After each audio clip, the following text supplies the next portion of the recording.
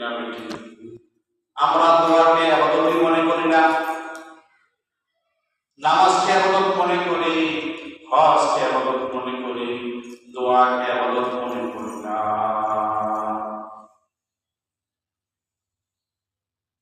ইজনাদাহু রাব্বুহু আন্নী মাসানিয়াদ দুররু ওয়া আনতা আরহামুর রাহিমিন। নবীরা বিপদে পড়লে তারা আল্লাহর কাছে দোয়া করতেন। ওলি আউলিয়াগণ সমস্যার সম্মুখীন হলে আল্লাহ তাআলার কাছে দোয়া করতেন। মুমিন মুত্তাকিনগণ আল্লাহ তাআলার কাছে দোয়া করতেন। দোয়ার মাধ্যমে বান্দা আল্লাহর অনেক কাছাকাছি হয়ে যায়। আমরা দুনিয়া বিপদে পড়লে আমার আপন বিপদ চলে যায় কিছু পাওয়ার আশায়, আর মুমিন বান্দার সবচেয়ে আপন লোক হলো আল্লাহ। ওয়া নাহনু আকরাবু ইলাইহি মিন হাবিলিল ওয়ারিদ। আল্লাহ বলেন যে বান্দারে আমি তোমার শাহরগের চাইতেও আমি তোমার প্রতি নিকটে আছি। সুবহানাল্লাহ। আল্লাহ বলেন যে আমি তোমার সবচেয়ে নিকটে হলাম আমি আল্লাহ। তোমার যে শাহরগ আছে, এই গদ্দারের শাহরগের চাইতেও আমি বেশি নিকটে। তোমার যাহা লাগবে আমার কাছে চাও, আমার কাছে তুমি প্রার্থনা করো, আমি আল্লাহ তাআলা তোমার প্রার্থনা কবুল করব।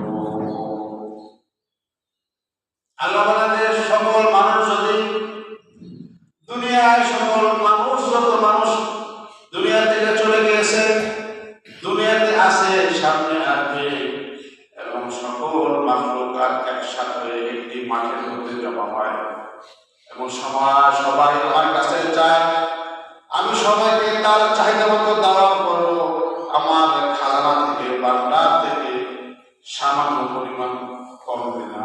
সুবহানাল্লাহ। দুনিয়ার মানুষের কাছে সবকিছু থাকে না, অল্প অল্প থাকে, সব জিনিস একজনের কাছে পাওয়া যায় না। আর আল্লাহ বলেন যে আমি আল্লাহর কাছে সবকিছুই আছে। সুবহানাল্লাহ।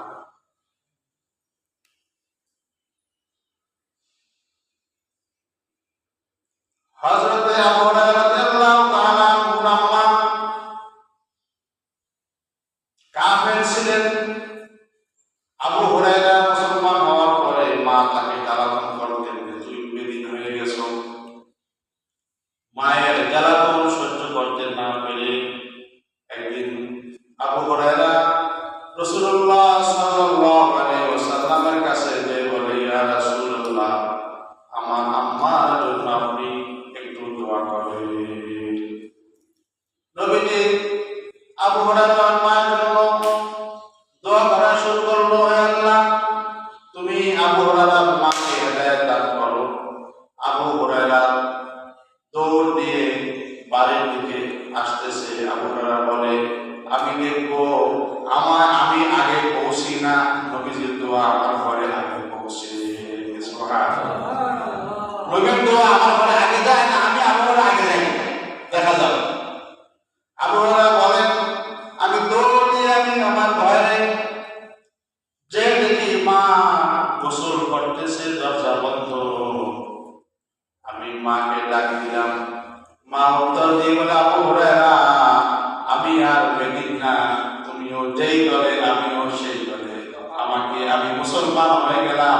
আশহাদু আল্লা ইলাহা ইল্লাল্লাহু ওয়া আশহাদু আন্না মুহাম্মাদান আবদুহু ওয়া রাসূলুহু। দোয়ার পাওয়ার কি?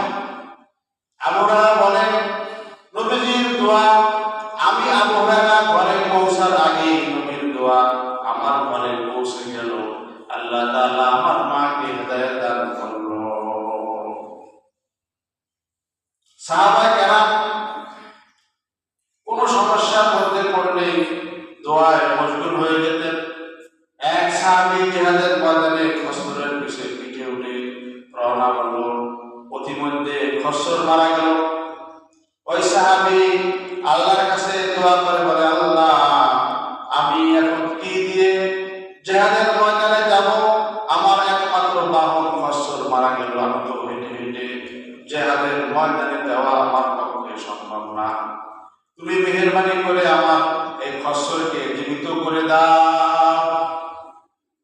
আল্লাহর কাছে দোয়া করলে আল্লাহ তাআলা অসম্ভব জিনিসকে আল্লাহ তাআলা সম্ভব করে বান্দার কাছে পৌঁছে দেয়। দোয়া শেষ করার পরে সাহাবী দেখে তার খসরটি জীবিত হয়ে দাঁড়িয়ে গেল।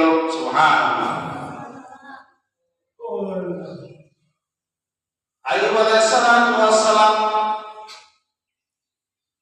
চর্মরোগে আক্রান্ত। তাফসীরের মধ্যে লেখে 18 বছর পর্যন্ত অসুস্থ। এলাকার মানুষ তাকে গ্রাম থেকে বের করে দিয়েছে, দুর্গন্ধ আসে। তার 4 জন স্ত্রী ছিল, সবাই চলে যায়, শুধুমাত্র বিবি রহিমা থেকে যায় স্বামীর খেদমত করার জন্য।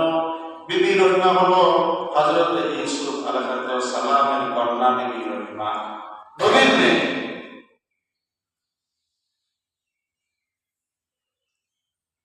পোকায় আইয়ুব নবীর পুরা শরীরকে খেয়ে বলল, দুর্গন্ধ বের হয়। সে গাছের তলায় জঙ্গলে শুয়ে থাকে আর আল্লাহকে ডাকে, আল্লাহ আল্লাহ আল্লাহ। আল্লাহ তাআলাকে স্মরণ করে। কখনো বলে না, আল্লাহ তুমি আমার এই রোগকে সুস্থ করে দাও, আমার এই চর্মরোগকে সুস্থ করে বলে কখনো একবারও বলেন নাই। একদিন তার কয়েকজন বন্ধু এসে বলেন, হ্যাঁ আইয়ুব, নিশ্চয় তুমি এমন কোন অপরাধ করেছো, গুনাহ করেছো, যে গুনার কারণে আল্লাহ তোমাকে এই মুসিবতের মধ্যে নিক্ষেপ করেছেন। আইয়ুব বলে, না না, আমি জীবনে কোনো গুনাহ করি নাই, কোনো অপরাধ আমি করি নাই। বন্ধুরা বলে, অবশ্যই অপরাধ করেছো, না হলে কেন তুমি এই বিপদের মধ্যে পড়বা? বন্ধুরা চলে যাওয়ার পরে আল্লাহর কাছে দোয়া করে, ইজনাদা রাব্বাহু আন্নী মাসানিয়াদ দুররু আনতা আরহামুর রাহিমিন। আইয়ুব বলছে, আল্লাহ, আমি তো অনেক বিপদগ্রস্ত, আর তুমি তো আরহামুর রাহিমিন, তুমি তো সবার উপরে তুমি দয়া করো, রহম করো। রব্বি আন্নী মাগলুবুম ফান্তাসির। হে আল্লাহ, তুমি আমার এই রোগের উপরে তুমি রহম করো, তুমি আমাকে সাহায্য করো, তুমি আমার এই পেরেশানি দূর করে দাও। আল্লাহ তাআলা আইয়ুবের ডাককে কবুল করেছেন। আল্লাহ বলে, ওয়ারকুজ বিরিজলিকা, হে আইয়ুব, তুমি তোমার পা দিয়ে জমিনের মধ্যে আঘাত করো।